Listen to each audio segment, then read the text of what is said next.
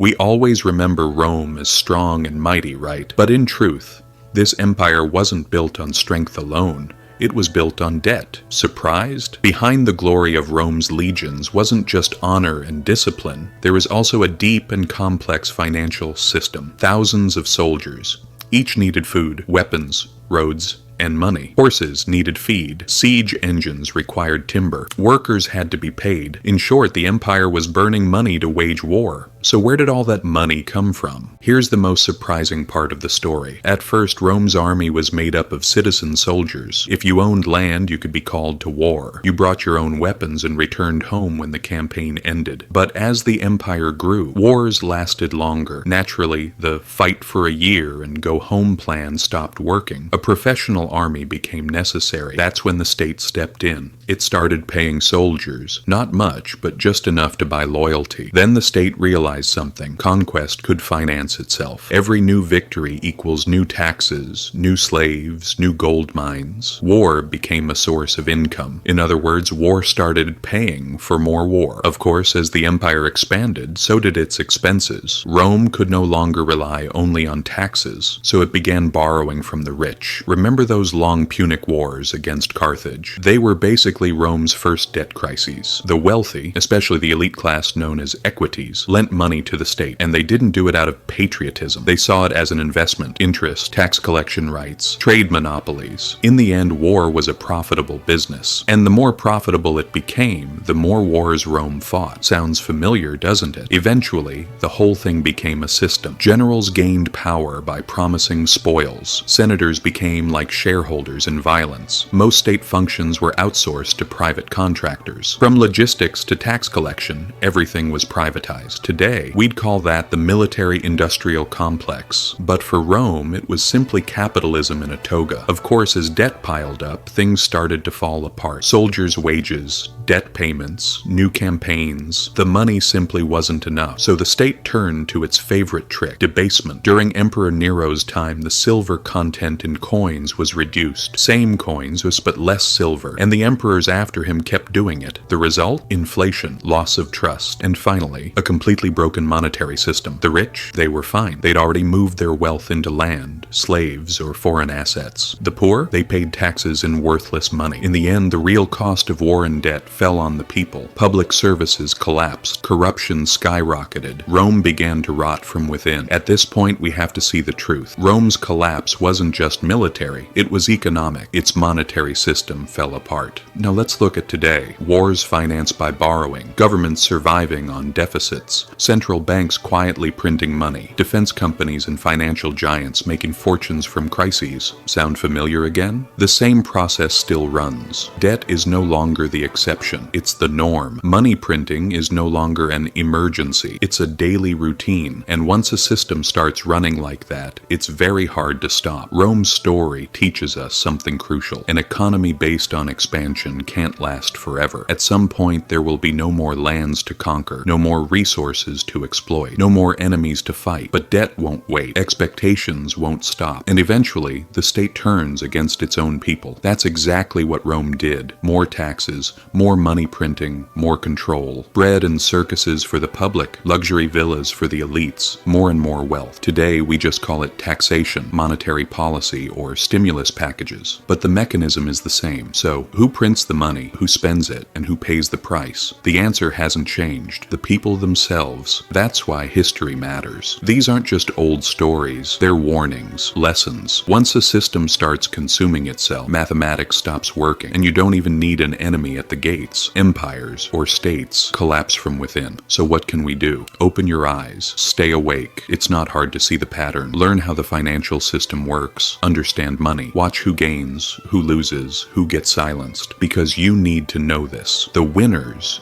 don't want you to know. They want you to watch the headlines, the crises, the theater, their circus. But you've already noticed, haven't you? And once you understand it, there's no going back. Financial education isn't just about saving money. It's about understanding power, seeing the system, breaking the illusion. So next time you hear about a new war, a new stimulus, a new crisis, don't just watch.